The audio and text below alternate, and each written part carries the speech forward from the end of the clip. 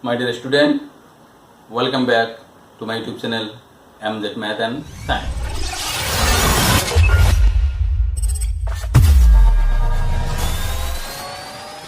So আজি বহুদিন পিছত মই তোমালোকৰ কাৰণে আকৌ ক্লাছ লৈ আহিলোঁ। গোৱালপাৰা ডিষ্ট্ৰিক্টৰ আমাৰ নতুন আই ছাৰ মিষ্টাৰ সাদুল্লাহ খান ছাৰে এগেইন অনলাইন ক্লাছ কৰাৰ ষ্টাৰ্ট মানে তোমাৰ শেডিউল দিছে, সেই হিচাপে আমি ক্লাছ ষ্টাৰ্ট কৰিলোঁ। আৰু আজি ক্লাছ 10ৰ ছাত্ৰ ছাত্ৰীৰ কাৰণে মই নতুন এটা চেপ্টাৰ আনিছোঁ মেথছৰ। আৰু তোমালোকৰ যিহেতু কিছুমান চিলেবাছ কমাই দিছে, অৰ্থাৎ অমিটেড কৰি দিছে, কিছুমান চেপ্টাৰৰ গোটেইখিনি দিয়া নাই, দুই এটা চেপ্টাৰ গোটেইখিনি বাদ দি দিছে, আৰু দুই এটা চেপ্টাৰৰ কিছুমান এক্সাৰচাইজ অৰ্থাৎ ইউনিট বাদ দি দিছে। গতিকে তোমালোকে সেইখিনি চিলেবাছ চাই ল'বা, আৰু মই চিলেবাছ ৱাইজো পঢ়াই যাম, তোমালোকে নিজে চিলেবাছটো অকণমান চাই ল'বা কোনখিনি বাদ। ইয়াৰ আগৰ চেপ্টাৰ মই ট্ৰাইংগেলত যিখিনি পঢ়াইছিলোঁ, যিখিনিলৈকে হৈছে মোৰ সেইখিনিলৈকে চিলেবাছত দিছে। মই ভাবিছিলোঁ আৰু এটা এক্সাৰচাইজ আছে সেইটো পঢ়াব লাগিব, কিন্তু এতিয়া বাদ দি দিছে। গতিকে এতিয়া নপঢ়াওঁ, তো তোমালোকক সেইটো যদি কাৰোবাৰ শিকিব লাগে তাৰ পৰা মোৰ হোৱাটছআপ গ্ৰুপত জইন হৈ মেছেজ কৰিলে মই তাতে দুই এটা প্ৰব্লেম চল্ভ কৰি দিম। চ' আজি নতুন চেপ্টাৰটো ষ্টাৰ্ট কৰোঁ। চ' আজি নতুন চেপ্টাৰ ষ্টাৰ্ট কৰোঁতে তোমালোকক এটা কথা কওঁ যে ল'ৰা মানুহে হওক বা ছোৱালী মানুহে হওক, সকলোৱে মই যিটো আজি চেপ্টাৰ ষ্টাৰ্ট কৰিম ইয়াৰ লগত জড়িত, ডেইলি সদায়। মই তাৰ এটা উদাহৰণ দিছোঁ। ছোৱালী মানুহবিলাক যিবিলাক আছে, তোমালোকে ছোৱালী ষ্টুডেণ্ট মানে যিবিলাক আছা, সেইবিলাক তোমালোকে কি কৰা, সদায় হাতত কি পিন্ধা, খাৰু পিন্ধা, হয় না, কাণত ৰিং পিন্ধা, হয় না নাই। আকৌ ল'ৰাবিলাকে কি কৰে, সদায় শাৰ্ট বা চোলাৰ কি কৰে, বুটামবিলাক লগাই নাই। এই যে হাতত খাৰু পিন্ধা বা তোমাৰ কাণত ৰিং পিন্ধা বা ল'ৰাবিলাকৰ শ্বাৰ্টৰ বুটাম, সদায় কিন্তু এইবিলাক বস্তুৰ লগত সদায় তোমালোকে ওতঃপ্ৰোতভাৱে জড়িত। চ' আমি ইয়াৰ লগত এইবিলাক বস্তুৰ লগতে সংগতি ৰাখি আজিৰ ক্লাছটো ষ্টাৰ্ট কৰিম। এইবিলাক বস্তুনো কেনেকুৱা আকৃতিৰ চোৱাচোন। তোমাৰ হাতত পিন্ধা খাৰুটো এনেকুৱা টাইপৰ হয় আকৃতিটো, তাৰপিছত ডিজাইন কি থাকে সেইটো বেলেগ কথা, আকৃতিটো এনেকুৱা। বা কাণৰ ৰিংটো অকণমান সৰু হ'লে ইয়াত এনেকুৱা কিবা ডিজাইন দি দিল, হৈ গ'ল। আৰু ল'ৰাবিলাকৰ শ্বাৰ্টৰ বুটামটো কেনেকুৱা হয়, বা ছোৱালীবিলাকৰো বুটাম থাকে,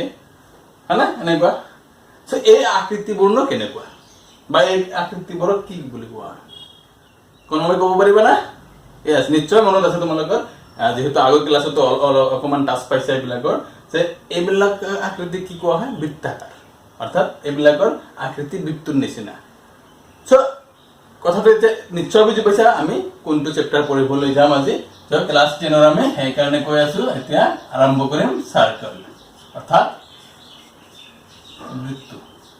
অ'কে, ক্লাছ 10ৰ কাৰণে আৰম্ভ কৰি আছো চাৰ্কল। চ' ক্লাছ 10ৰ ষ্টুডেণ্টৰ কাৰণে যিহেতু আৰম্ভ কৰিছে, তোমালোকে অলৰেডি ক্লাছ 9ত কিছুমান বস্তু পাইছা বৃত্তৰ বিষয়ে, বা বৃত্ত কি, এইবিলাক বস্তু তোমালোকে অলৰেডি পাইছাই। নিশ্চয় মনত আছে, ৰিমাইণ্ড কৰিবা। আৰু মই অকণমান কেইটামান বস্তু দৰকাৰী যিখিনি সেইখিনি অকণমান ৰিমাইণ্ড কৰি দি পেলাই তোমালোকৰ ক্লাছ 10ৰ চেপ্টাৰলৈ গুচি যাম। তো ফাৰ্ষ্ট আমাক বুজি পাব লাগিব হোৱাট ইজ এ চাৰ্কেল, তাৰমানে বৃত্তনো কি। বৃত্ত আমি এইটো মই মুক্ত হাতে আঁকিলো, হয় না, কিন্তু একচুৱেলি বৃত্তটো আঁকিব লাগে কেনেকে কোৱাচোন। বৃত্তটো কেনেকে আঁকিব লাগে, কিহেৰে, বা কোনো যন্ত্ৰৰ সহায়েৰে আঁকিব লাগে নে নাই? হয়, য়েছ, নিশ্চয় লাগে। কিহেৰে আঁকিব লাগে, আমাৰ জিঅ'মেট্ৰি বক্সত যিটো কম্পাছ দিয়া থাকে, আমি যিটো কওঁ, তাৰমানে এনেকুৱা টাইপৰ বস্তুটো, এটা পেঞ্চিলটো লগাই দিয়ে, এনেকে ধৰি এনেকে ঘূৰাই দিলে কি হৈ যায়, বৃত্তাকাৰ হৈ যায়। আৰু য'ত আমি কম্পাছৰ জঙা মূৰটো থৈ দিওঁ, সেইটো তেনেকে চিহ্ন দি দিওঁ, সেইটো বৃত্ত কেন্দ্ৰ হৈ যায়, হয় না। চ' আমি বৃত্ত এনেকে আঁকো। চ' ফাৰ্ষ্ট আমি বৃত্ত যেনেকে আঁকো তাৰ পৰাই আমি বৃত্তটো কি ক'ব পাৰি, যে এনেকে ক'ব পাৰি আমি যে এটা নিৰ্দিষ্ট বিন্দুৰ পৰা, বৃত্তটো কি তাৰ ডেফিনেশ্যনটো এনেকে দিব পাৰা যে এটা নিৰ্দিষ্ট বিন্দুৰ পৰা তোমাৰ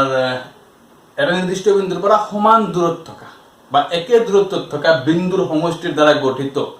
বক্ৰ আবদ্ধ চিত্ৰটোকে কি বুলি কোৱা হয়, বৃত্ত বুলি কোৱা হয়। তাৰমানে নিৰ্দিষ্ট বিন্দুটো, এই বিন্দুটো, সেইটোকে আমি এই নিৰ্দিষ্ট বিন্দুটো কম। আৰু এই নিৰ্দিষ্ট বিন্দুৰ পৰা এইখিনি যে ডিষ্টেঞ্চ এনেকে কম্পাছ লৈছিলো, এনেকে ঘূৰাই দিছিলো, এই কম্পাছৰ যিখিনি আমি ডিষ্টেঞ্চটো লৈছিলো এইখিনি সদায় চেম থাকছে ঘূৰাই দিলেও। তো গতিকে এই সদায় আমাৰ এই বিন্দুটোৰ পৰা এই দূৰত্ববিলাক এনেকে চেম কৈ ঘূৰাই দিয়া হৈছিল। আৰু এই এটা বক্ৰৰেখা হওক বা এইটো সৰল ৰেখা বা এনেকে বক্ৰৰেখা যি ৰেখাই নহওক কিয় এইবিলাক কিহেৰে গঠিত অসংখ্য বিন্দুৰে গঠিত ইয়াৰ অসংখ্য বিন্দু আছে তো এই বক্ৰৰেখাটো কি আমাৰ অসংখ্য বিন্দু আছে তো গতিকে আমাৰ এই নিৰ্দিষ্ট বিন্দুটোৰ পৰা সমান দূৰত্বত বা সমদূৰৱৰ্তী বিন্দুৰ সমষ্টিৰ দ্বাৰা গঠিত আবদ্ধ এইটো চিত্ৰটা যে হৈছে ইয়াত ভিতৰত সোমাৰ কাৰণে কোনো দৰজা বা খিৰিকী নাই আবদ্ধ হৈ কাৰণে বন্ধ বা বক্ৰ চিত্ৰটোকে কি কোৱা হয় বৃত্ত বুলি কোৱা হয় কথা ক্লিয়াৰ হৈছে নিশ্চয় মই ডিসপ্লে দেখাইও দিম ডেফিনিশনটো এতিয়া বৃত্ত কাক কয় আমি বুজি পালো যে আমাৰ এটা নিৰ্দিষ্ট বিন্দুৰ পৰা সমদূৰৱৰ্তী বিন্দুৰ সমষ্টিৰ দ্বাৰা গঠিত আবদ্ধ বক্ৰ চিত্ৰটোকে কোৱা হয় বৃত্ত এতিয়া এই যে নিৰ্দিষ্ট বিন্দুটো আছে যে এটো এই নিৰ্দিষ্ট বিন্দুটোক কি কোৱা হয় বৃত্তটোৰ কেন্দ্ৰ বুলি কোৱা হয় এই নিৰ্দিষ্ট বিন্দুটোক বৃত্তটোৰ কি বুলি কোৱা হয় কেন্দ্ৰ আৰু এই নিৰ্দিষ্ট বিন্দুটোৰ পৰা যে আমাৰ এই দূৰত্ববিলাক সদায় কি লোৱা হৈছিল সমান সমান দূৰত্ব হয় যিকোনো টাইপ জোখা এইবিলাক দূৰত্ব কি হয় সমান সমান এই দূৰত্ববিলাক সমান আৰু এই দূৰত্বখিনি কি কি হয় বৃত্তটোৰ ব্যাসাৰ্ধ এই দূৰত্বখিনি কি কোৱা হয় বৃত্তটোৰ ব্যাসাৰ্ধ ফৰ এক্সাম্পল চোৱা তোমালোকে চলোৱা চাইকেলটো থাকে স্পোক বিলাক থাকে না এনেকুৱা আৰু প্ৰতিডাল স্পোকে কি স্পোকে সমান সমান অৰ্থাৎ এই বিন্দুটোৰ পৰা এইখিনি যিমান দূৰত্বত আছে এই বিন্দুটোৰ পৰা এইখিনি সেম দূৰত্ব ইয়াতো সেম দূৰত্ব ইয়াতো সেম দূৰত্ব অৰ্থাৎ আমাৰ প্ৰতিটো সাইকেলৰ চকাৰ প্ৰতিডাল স্পোকে সমান সমান তেতিয়াহলে সেই যে সাইকেলৰ চকাৰ স্পোকবোৰ কি ক'ব পাৰে আমি ব্যাসাৰ্ধ বুলি ক'ব পাৰি তেনেহলে আমি বৃত্তৰ কাক কোৱা বুজি পালো বৃত্তৰ ব্যাসাৰ্ধ বুজি পালো বৃত্তৰ কেন্দ্ৰ বুজি পালো এতিয়া আমি চোৱা এটা কথা আৰু শিকিম ইয়াৰ পিছত আৰু দুই এটা কথা আছে এইবিলাক শিকি যাব লাগিব যে আমি বৃত্তৰ কিছুমান বৃত্তৰ লগত জড়িত থকা পথ এই পথবিলাকৰ বিষয়ে আমাৰ জানিব লাগিব যেনেকুৱা এইটো হল এটা বৃত্ত এই বক্ৰৰেখাডাল অসংখ্য বিন্দুৰে গঠিত এই কাট লাইনটো আনলিমিটেড পয়েন্টস আছে তার উপর সো আনলিমিটেড পয়েন্টস আছে তার মাজত যদি আমি যিকোনো দুটা পয়েন্ট এনেকে সংযোগ কৰি দিও আমি জানো যে দুটা বিন্দুৰ মাজেৰে আমি এটা সৰল ৰেখা আঁকিব পাৰি তো ঠিক ইয়াৰ যিকোনো দুটা বিন্দুক যদি আমি এনেকে সংযোগ কৰি দিও বা সৰল ৰেখা আঁকি দিও তেতিয়া হলে এই ৰেখাৰ লগ যেহেতু বৃত্তৰ ভিতৰত এনেকে দুটা বিন্দু সংযোগ হৈছে ইয়াক কি কোৱা হ'ব বৃত্তটোৰ জ্যা বুলি কোৱা হ'ব বৃত্তৰ জ্যা কৰ্ড বুলি কোৱা হ'ব এটো কোৱা হ'ব বৃত্তটোৰ জ্যা তেনেহলে বৃত্তৰ জ্যা কাক কয় বুলি কোৱা যে বৃত্তৰ যিকোনো দুটা বিন্দু সংযোগে কি কোৱা হয় বৃত্তটোৰ জ্যা বুলি কোৱা হয় কথা ক্লিয়াৰ হৈছে তো আমি জ্যা বুজি পালো ওকে এতিয়া তেনেহলে যদি মই কোশ্চেন সুধো তোমালোকক যে এটা বৃত্তৰ কিমান জ্যা আঁকিব পাৰি অসংখ্য এইফালে এইফালে এইফালে এইফালে আঁকিব পাৰি মানে এনেকে অসংখ্য জ্যা আঁকিব পাৰি এই জ্যাবোৰ আকতে যদি কোনোবা এটা জ্যা ঠিক এই কেন্দ্ৰটোৰ মাজেৰে যায় জ্যা হয় কিন্তু হ্যাঁ কিন্তু যেহেতু কেন্দ্ৰৰ মাজেৰে গল তেনেহলে এটা কাম বেছি হৈ গল যেহেতু জ্যা হ'ব লাগিলে কি হয় যিকোনো দুটা বিন্দু সংযোগ হ'ব লাগে কেন্দ্ৰৰ কথাটো তাতে নাই জ্যাৰ ডেফিনিশনত আছে নাই তো যেহেতু এডাল জ্যা যদি কেন্দ্ৰৰ মাজেৰে যায় তেনেহলে আমাৰ দুটা বিন্দু সংযোগ হোৱাতকৈ এটা তাৰ বেছি গুণ হ'ল কি হৈছে কেন্দ্ৰৰ মাজেৰে গৈছে তেতিয়া সেই জ্যাডালক কোৱা হ'ব কি বৃত্তটোৰ ব্যাস ঠিক আছে এইটো কোৱা হয় ডায়ামিটাৰ ওকে ডায়ামিটাৰ বৃত্তটোৰ ব্যাস তাৰ মানে মই এটা ক্লিনকে আঁকি দেখাই দিছো এটো বৃত্ত এই যে কেন্দ্ৰৰ মাজেৰে গৈছে জ্যা হৈছে যেহেতু এইটো এটা বিন্দু আৰু এইটো বিন্দু সংযোগ হৈছে কিন্তু ই অলপ ওস্তাদি কৰি কি কৰিছে কেন্দ্ৰটোৰ মাজেৰেও গৈছে সেই কাৰণে ইয়াৰ আৰু বেলেগ এটা নাম আছে কি হেতু কি কোৱা হয় ব্যাস বুলি কোৱা হয় এতিয়া তোমালোকে নিশ্চয় তোমালোকৰ মনত এটা কোশ্চেন উদয় হৈছে স্যাৰ যে এই বিন্দুটোৰ পৰা এইখিনিতে এটা ব্যাসাৰ্ধ হৈছে এইখিনি ইট মিন্স দিস পাৰ্ট এখানে এটা ব্যাসাৰ্ধ হৈছে না নাই যেহেতু কেন্দ্ৰ আৰু যিকোনো এটা বিন্দু সংযোগী ৰেখাডাল হল বৃত্তটোৰ ব্যাসাৰ্ধ তাৰ মানে সেই সমান দূৰত্বখিনি বৃত্তটোৰ ব্যাসাৰ্ধ সো আমি এখানে এটা ব্যাসাৰ্ধ হৈছে প্লাস এখানেও এটা ব্যাসাৰ্ধ হৈছে মানে ডায়ামিটাৰ হৈছে ৰেডিয়াস হৈছে ব্যাসাৰ্ধৰ ইংৰাজী কি ৰেডিয়াস সো আমাৰ দুটা ব্যাসাৰ্ধ লগ হৈ কি হৈছে এটা ব্যাস হৈছে তেনেহলে আমি কি ক'ব পাৰি যে এডাল ব্যাসাৰ্ধৰ দুগুণ যেহেতু দুটা ব্যাসাৰ্ধ লগ হলে কি হয় আমাৰ এটা ব্যাস পোৱা যায় অৰ্থাৎ এনেকে আমি ক'ব পাৰি ব্যাক ইজ ইকুয়াল টু 2 ইনটু ব্যাসাৰ্ধ। ওকে, সো আমি ব্যাক ব্যাসাৰ্ধ আৰু জ্যা এইখিনি বস্তু আমি ধুনীয়াকে শিকিলো। ওকে, আৰু কিছুমান ইয়াৰ লগত বৃত্তৰ লগত জড়িত টাৰ্মছ আছে, সেইবিলাক আমাক অকমান জানিব লাগিব। চোৱা,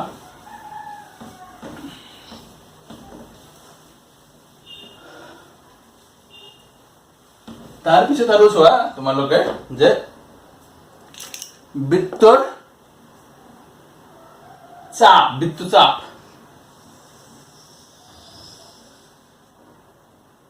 এটা বৃত্তটো কেন্দ্ৰ ইয়াৰ যদি যিকোনো অংশ কাটি লোৱা যায়, ইয়াতে কাটি ললো এইখিনি অংশ এটা কি বুলি কোৱা হয়? চাপ। তাৰ মানে চোৱাচোন, চাপ বা ধেনু বুলি কোৱা হয়। এই যে ইয়াত তোমালোকে সৰু থাকাতে খেলিছা না, বাহিৰে এনেকুৱা বনাই ইয়াত এটা ৰছী বান্ধি বা সেইটো ৰছী বান্ধি তাৰমানে এইফালে লাগিলে হ'লে বুজি পাবা। এইটো সেইকাৰণে ধেনু মাৰা না,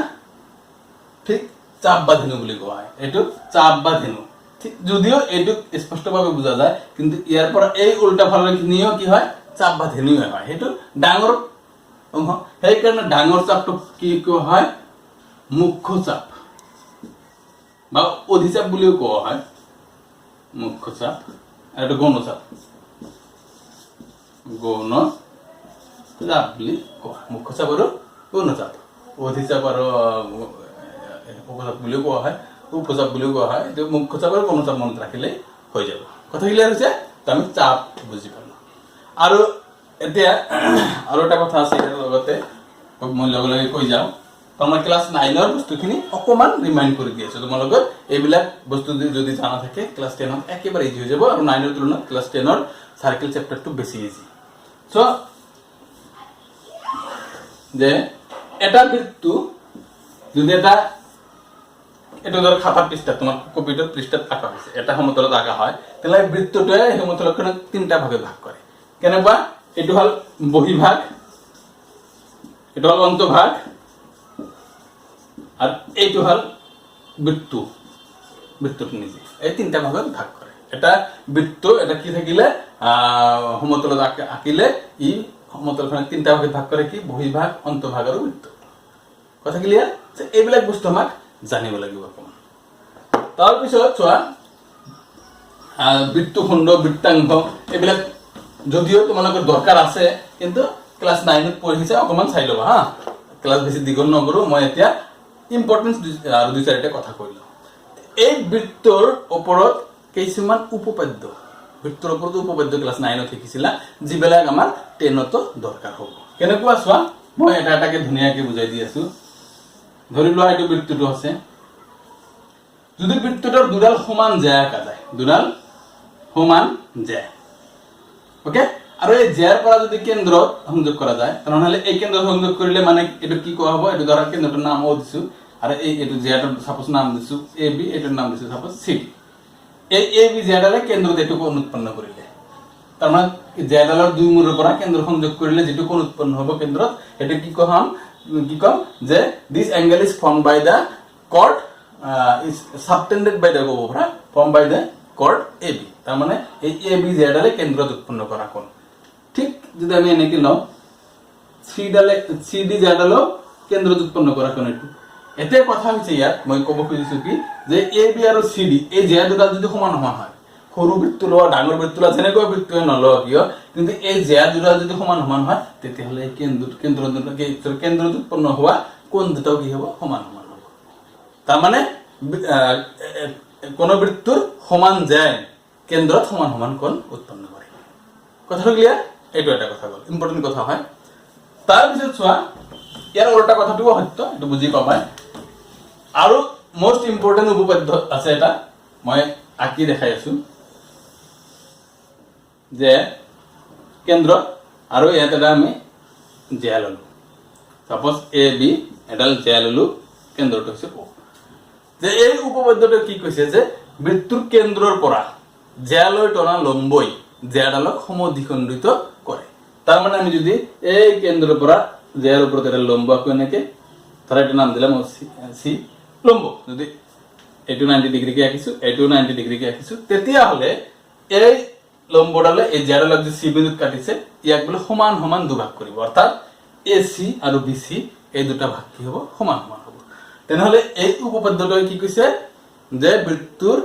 কেন্দ্ৰৰ পৰা জ্যালৈ টনা লম্বই জ্যাডালক সমদ্বিখণ্ডিত কৰে কথা ক্লিয়াৰ বৃত্তৰ কেন্দ্ৰৰ পৰা জ্যালৈ টনা লম্বই জ্যাক সমদ্বিখণ্ডিত কৰে ঠিক এবাৰ ইয়াৰ উল্টা কথাটো সঁচা কথা হয় উপপাদ্য হয় উল্টা কথাটো এনেকুৱা যে বৃত্তৰ কেন্দ্ৰ আৰু কোন এটা জ্যা যদি আমি কি কৰো মধ্যবিন্দু যোগ কৰো ধৰা সাপোজ এবাৰ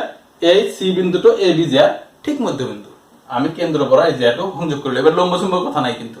তেতিয়া হলে এই যে OCM ৰেখাটা যে সংযোগ কৰিলো ই এই জ্যাডালৰ ওপৰত কি হ'ব লম্ব হ'ব তেনেহলে এটা আন্তৰ উল্টা নহল যে আগত লম্ব হলে এক সমানে দুভাগ কৰিছিল এবাৰ কি হৈছে যদি এক মানে ইয়াৰ ঠিক মধ্যবিন্দু হয় তো সমানে দুভাগ কৰা বিন্দুটো হয় তে সেই বিন্দুটো সংযোগ কৰিলে কেন্দ্ৰৰ ওপৰত কি হয় লম্ব হয় তো এই উপপাদ্যটো এনেকে কোৱা যায় যে বৃত্তৰ কেন্দ্ৰ আৰু যিকোনো ইয়াৰ যিকোনো এডাল জ্যা মধ্যবিন্দু সংযোগী ৰেখাডাল জ্যাডালৰ ওপৰত কি হয় লম্ব হয় হৈছে দুটা উপপাদ্য ধুনীয়াকে কৈ দিলো আৰু এটা উপপাদ্য আছে তোমালোকে মনত ৰাখাৰ চেষ্টা কৰিবা বুলি প্ৰমাণও আছিল ক্লাস 9 ৰ ধুনীয়াকে প্ৰমাণ কৰা হৈছিল তোমালোকে ক্লাস 9 ৰ কথা অকমান ৰিমাইন্ড কৰিবা তাৰ পিছত চোৱা যে কি আছিল বৃত্তৰ চাপে উৎপন্ন কৰা কোণ আছিল কোণৰ কথা আছিল এনেকুৱা তাৰ আগত মই আৰু এটা কথা কম কেন্দ্ৰ যদি এটা বৃত্তৰ দুডাল সমান সমান জ্যা আঁকা হয় যতে না আঁকা এটা বৃত্ত অসংখ্য আমি জ্যা আঁকিব পাৰি কিন্তু জ্যা দুডাল যদি সমান সমান হয় এইফালে এটা আঁকিছো এইফালে এটা আঁকিছো কিন্তু জ্যা দুডাল সমান সমান কথা clear suppose AB this is CD and the center is O দুডাল যদি সমান সমান জ্যা হয় তেনেহলে এই ওর পৰা ধৰা এই দূৰত্বটো কি হ'ব নাকি দূৰত্বটো লম্বকে জুকিব লাগে দূৰত্ব জুকিলে লম্ব আঁকিব লাগে এটো দূৰত্বটো আঁকিলো ধৰা এটো OP নাম দিলো আৰু ওৰ পৰা ইয়াৰ দূৰত্বটো এনেকে আঁকিলো OQ এতিয়া উপপাদ্যই কৈছে যে যদি এই জ্যা দুডাল সমান সমান হয় তেতিয়া হলে এই দূৰত্ব দুডাল কি হ'ব সমান সমান হ'ব কথা ক্লিয়াৰ এক আমি উপপাদ্য মতে কেনেকে কোৱা হয় যে একে বৃত্তৰ সমান সমান জ্যাবোৰ কেন্দ্ৰৰ পৰা সমদ্ৰৱৰ্তী একে বৃত্তৰ সমান সমান জ্যাবোৰ কেন্দ্ৰৰ পৰা সমদ্ৰৱৰ্তী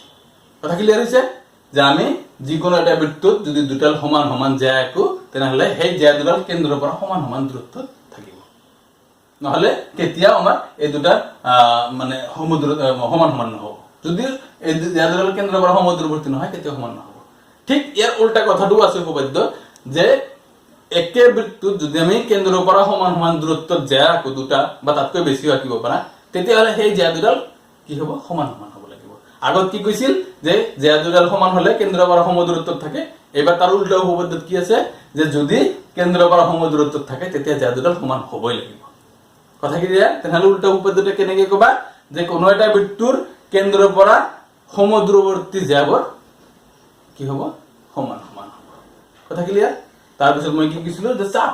চাপে উৎপন্ন কৰা কোনো দুটামান কথা আছে হেতু মই শিকাই দি আছো কেন্দ্ৰ ধৰা এটো চাপ আমি কাটি ললো ওকে এই চাপটোৰ দুই মূৰৰ পৰা যদি আমি কেন্দ্ৰ এনেকে সংযোগ কৰি দিও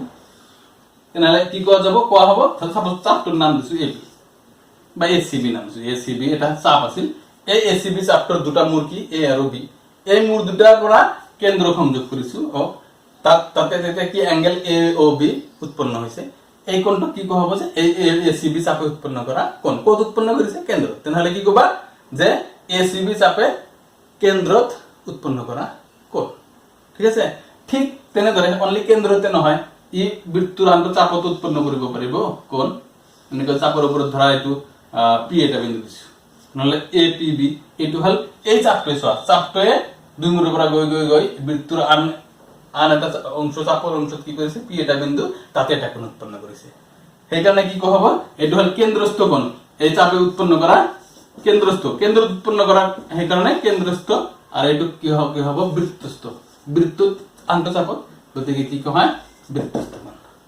কথা ক্লিয়াৰ হৈছে তেনেহলে যে কোন এটা চাপে কেন্দ্ৰ উৎপন্ন কৰা কোণটো কি কোৱা হয় কেন্দ্ৰস্থ কোণ আৰু বৃত্তৰ যিকোনো অংশত উৎপন্ন কৰা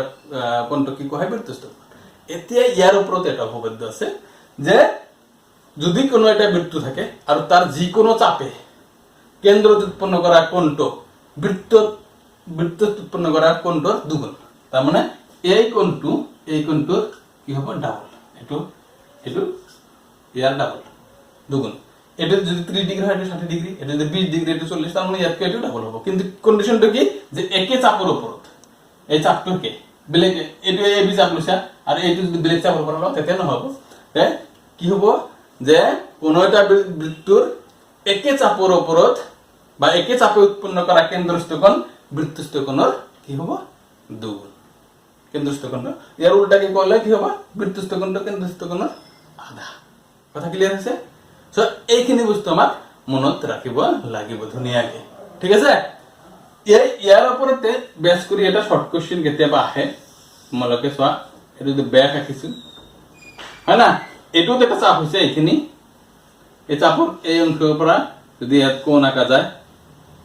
তেনেহলে এই চাপটোৱে কেন্দ্ৰটো উৎপন্ন কৰে এইটো কোণ হ'ব এইটো যেহেতু সৰল ৰেখা এইটো কিমান ডিগ্ৰী 180 ডিগ্ৰী আৰু সেম চাপটোৱে বৃত্তত গৈ এইটো কোণ উৎপন্ন কৰিছে তাহলে ইয়াৰ আধা হ'ব এইটো কি হ'ব 90 ডিগ্ৰী সেই কাৰণে কোৱা হয় যে অর্ধবৃত্তাংশ যদি ব্যাক আঁকা যায় সমানে দুভাগ হয় না বৃত্ত গতিকে অর্ধবৃত্তাংশ যদি এটা কোণ উৎপন্ন হয় সেইটো কি সদায় কি হয় সমকোণ হয় অর্থাৎ 90 ডিগ্রি কোণ হয় তাহলে এই উপপাদ্যৰ পৰা হেতু আমি ধুনীয়াকৈ দেখাব পাৰো আৰু এই উপপাদ্যটো কি হল যে একে চাপৰত একে বৃত্ত একে চাপে কেন্দ্ৰত উৎপন্ন কৰা কেন্দ্ৰস্থ কোণটো সেই বৃত্তটোৰ আন্ত চাপত উৎপন্ন কৰা বৃত্তস্থ কোণটোৰ দুগুণ কথা ক্লিয়াৰ সো আমি এই কেইটা উপপাদ্য মোটামুটি থুলমূলকে যদি মনত ৰাখো তেতিয়াহলে আমাৰ ক্লাস 10 যেটো এতিয়া মই আৰম্ভ কৰিবলৈ গৈ আছো একেবাৰে ইজি হৈ যাব তোমালোকৰ কাৰণে কোনো জটিল না থাকিব ওকে সো আমি এতিয়া ক্লাস 10 চেপ্টাৰ লৈ আগবাঢ়িম সো এইখিনি আমি কি কৰিলো অৰ্থাৎ আগৰ জ্ঞান যেটো 8 9 যিখিনি বস্তু শিকিছিলো থুলমূলকে আমি আলোচনা কৰিলো কিয় কৰিলো জানা না যে আমাৰ আগৰ বস্তুবিলাক হয়তো পাহৰি গৈছো এতিয়া ক্লাস 10 বৃত্তটোৰ ক্ষেত্ৰত চোৱা মই ফাৰ্স্ট এটা বস্তু কম তোমালোকক যে তোমাক যদি কাৰোবাক এনেকুৱা এটা কথা কোৱা হয় যে এডাল সৰল ৰেখা আৰু এটা বৃত্ত একে সমতলত আঁকা চোৱাচোন কেইটা কন্ডিশনত আঁকিব পাৰিবা ফাৰ্স্ট এটো এটা বৃত্ত কিলো এটো এটা সৰল ৰেখা এটো এটা কন্ডিশন গল ফাৰ্স্ট সেকেন্ড এটো এটা কন্ডিশন হ'ব পাৰে আৰু এটা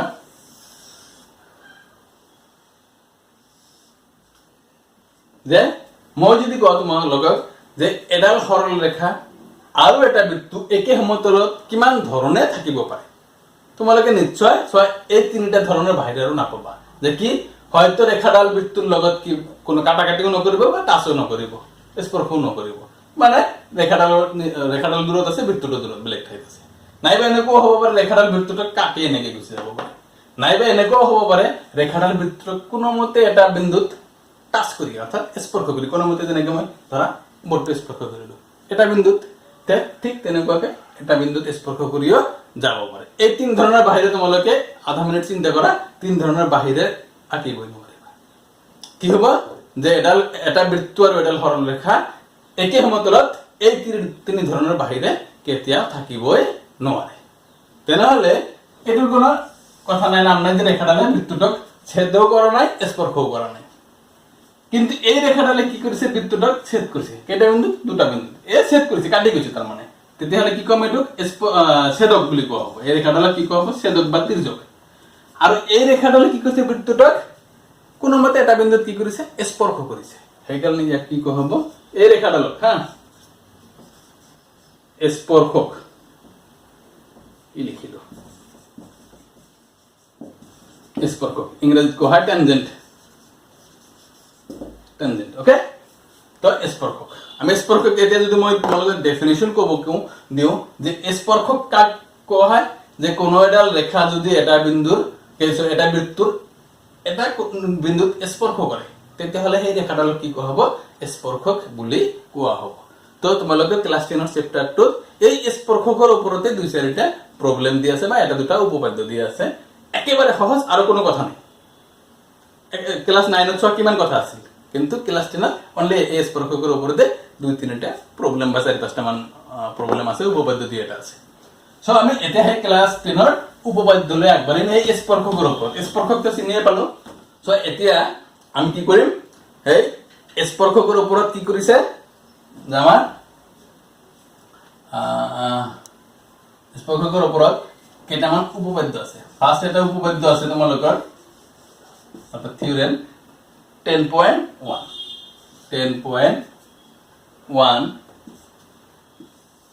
এই উপপাদ্যটা আমি প্ৰমাণ কৰি এই উপপাদ্যটা কি কৈছে ৰিডিং কৰি চোৱা যে এটা বৃত্তুৰ যিকোনো বিন্দুত টনা স্পৰ্শ বিন্দুৰ মাজেৰে যোৱা ব্যাসাৰ্ধৰ লম্ব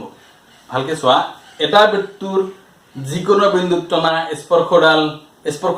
স্পৰ্শ বিন্দুৰ মাজেৰে যোৱা ব্যাসাৰ্ধৰ লম্ব তো মই ছবিটো আঁকিলে তোমালোকে বুজি পাবা ভালকে চোৱা এটা বৃত্ত আঁকলত ধৰি লোৱা এই বৃত্তটোৰ এই বিন্দুত আমি ধুনীয়াকৈ এডাল স্পর্শক আঁকিলো ওকে নাম দিয়া সাপোজ এ বি এটা ধরা সি বিন্দুত আমার স্পর্শক বৃত্তটোৰ কেন্দ্ৰ এটা সো এই বৃত্তটোৰ সি বিন্দুৰ মাজেৰে যোৱা এ বি এডাল কি স্পৰ্শক বাস এতিয়া এই সি বিন্দু যে স্পৰ্শ কৰিছে এই সি বিন্দু আৰু কেন্দ্ৰ সংযোগ কৰিলে এইটো কি হ'ব ব্যাসাৰ্ধ হ'ব বৃত্তটোৰ এডাল কি হ'ব বৃত্তটোৰ ব্যাসাৰ্ধ এতিয়া এই উপপাদ্যই কৈছে যে এই স্পর্শকডাল অর্থাৎ এ বি রেখাডাল এই ওসির উপর লম্ব নাইবা ওসি এ বির উপর লম্ব একই কথা বোর্ডখন যদি ঘুরাই ধরু এই ওসিটক যদি এইফালে অনুভূমিক আনো তাহলে এইটো তার উপর থকা যেন লাগিব নাইবা ওসিটো এর উপর একই কথা যে ওসি এ বির উপর লম্ব নাইবা এ বি ওসির উপর লম্ব একই কথা তো কথাটো কইছে যে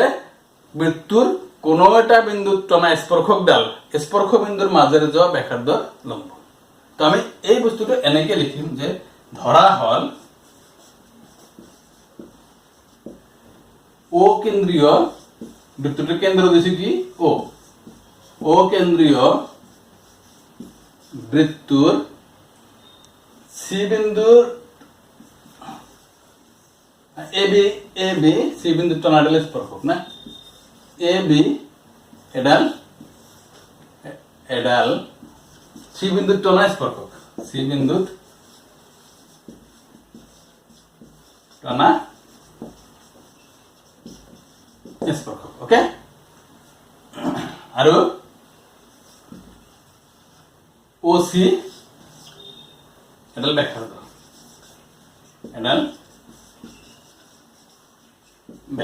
ওকে তো প্ৰমাণ কৰিব লাগে যে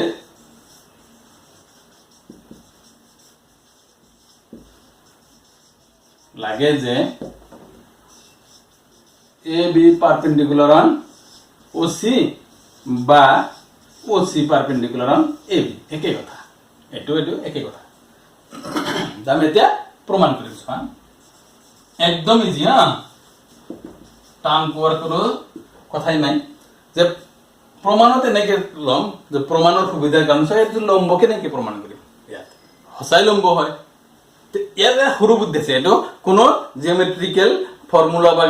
গণিতের কোনো ফর্মুলা ইউজ করি নহয় এটা কমন সেন্স অর্থাৎ সাধারণ জ্ঞান ব্যবহার কৰি বস্তুটো প্ৰমাণ কৰিব লাগিব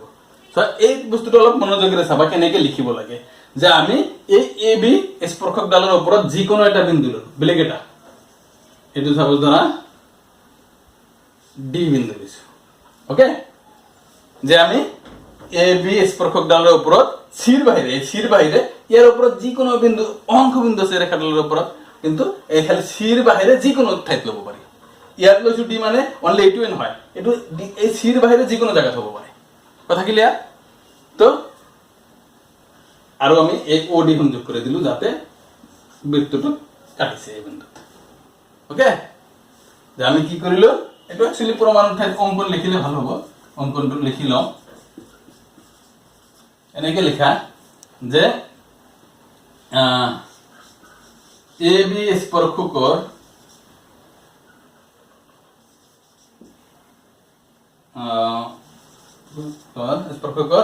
ওপৰত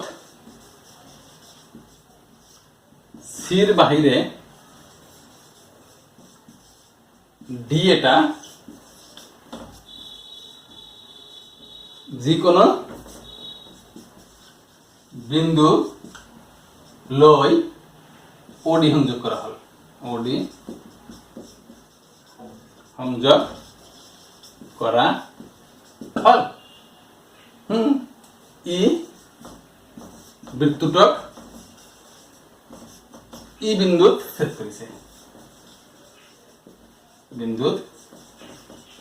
ছেদ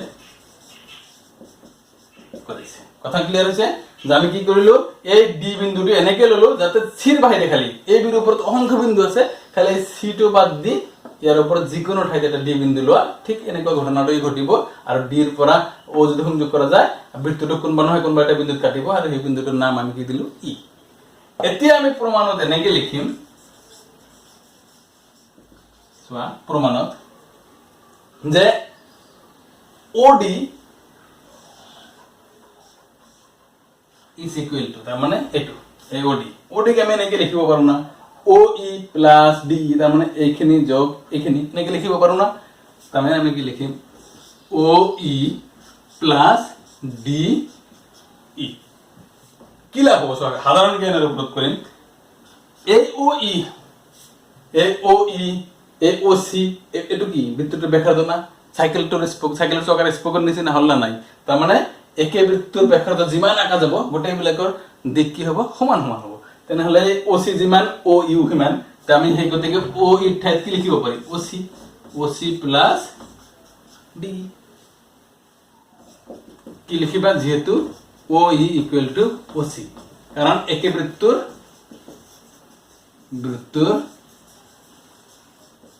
ব্যাসাৰ্ধ ওকে একে বৃত্তৰ ব্যাসাৰ্ধ হৈ গল প্ৰমাণৰ কাম। এতিয়া এই লাইনটোৰ পৰা এইটোৰ পৰা কি কনক্লুজনত আহে চোৱা যে OD সমান সমান কি পালো OC প্লাস DE এই OD টো কি হ'ব সমান কাৰ সমান হয় এই OC ৰ লগত DE যোগ কৰিলে OD সমান হয় অৰ্থাৎ এই OD আৰু এই দুটা বস্তু তুলনা কৰা যে OC আৰু OD এই OD OC ৰ লগত DE যোগ কৰিলেহে OD সমান হয় তেতিয়াহলে এইটো ডাঙৰ না এইটো ডাঙৰ নিশ্চয় এইটো ডাঙৰ কাৰণ ই OC ৰ সমান হয় কেতিয়া DE যেতিয়া ইয়াৰ লগত যোগ হয় তাৰ মানে এই OD সদায় কি ডাঙৰ therefore আমি এনেকে লিখিব পাৰি OC is less than OD তাৰ মানে OD টো ডাঙৰ OC টো এজং মোৰ যেফালে কি কৰো তাৰ মানে এই OC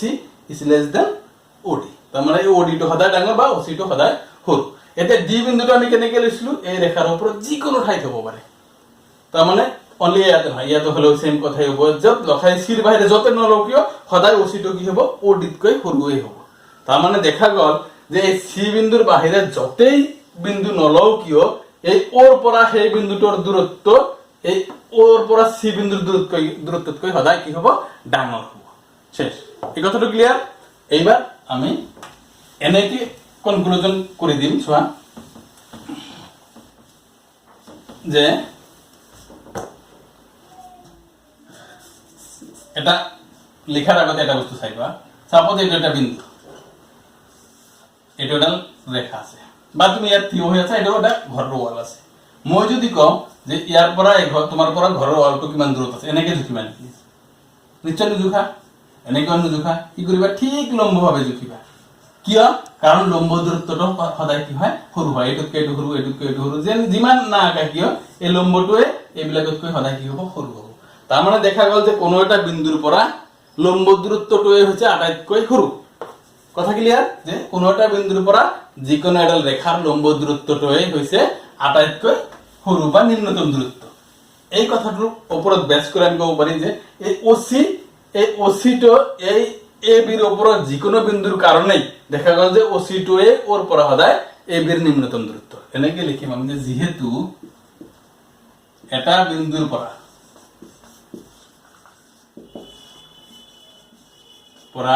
এডাল রেখার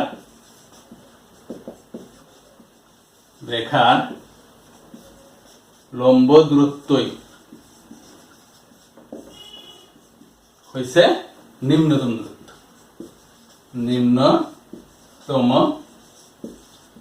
দূরত্ব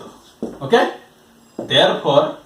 যে এই OC নিম্নতম দূরত্ব তার মানে কি এই OC কি হ'ব লাগিব ওর পৰা AB ৰ ওপৰত কি হ'ব লাগিব লম্ব দূৰত্ব তাৰ মানে OC is perpendicular on AB কাৰণ OC AB ৰ ওপৰত লম্ব বা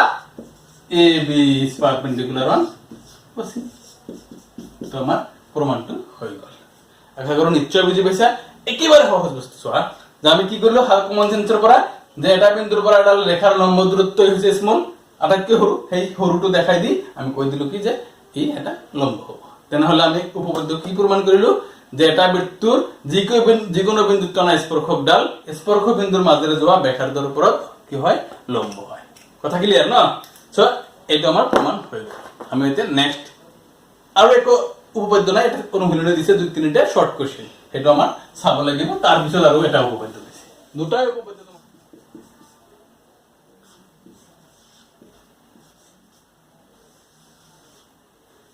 সো তোমালোকৰ কাৰণে এতিয়া এক্সারসাইজ 10.1 অর্থাৎ অনুশীলনে 10.1 আরম্ভ করিম মুখে মুখে আরম্ভ করা যাব সোয়া যে নাম্বার 1 কোশ্চেন কইছে খালি ঠাই তো এটা বৃত্তৰ কিমান স্পৰ্শক থাকিব পাৰে শৰ্ট কোশ্চেন কইছে এটা বৃত্তৰ কিমান স্পৰ্শক থাকিব পাৰে এটা বৃত্তৰ কিমান স্পৰ্শক থাকিব অংক এটা বৃত্তৰ স্পৰ্শকৰ সংখ্যা মই দেখাই দিলো স্পৰ্শক কেনেকে হ'ব ইয়াৰ যিকোনো বিন্দু তেনেকে এইফালে কোটি কোটি স্পৰ্শক আহিব অংক গতিকে এটা বৃত্তৰ অংক স্পর্শক থাকিব পারে এটা নাম্বার 2 সোয়াতে 2 নাম্বার 2 সোয়া 2 নাম্বার কি কইছে 2 নাম্বার 1 যে এটা বৃত্তৰ স্পর্শকে ইয়াক ড্যাশ বিন্দুত ছেদ করে স্পর্শক কি হয়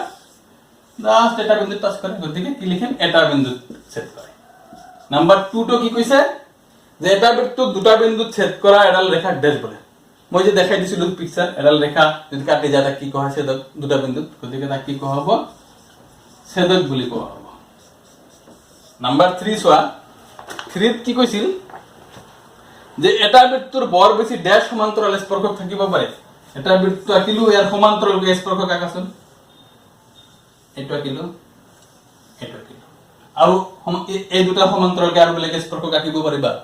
নিশ্চয় নহয় ইয়াৰ মাজেৰে আকিলে হেতু ছেদক হৈ যাব স্পৰ্শক নহয় গতিকে এটা বৃত্তৰ বৰ বেছি দুডাল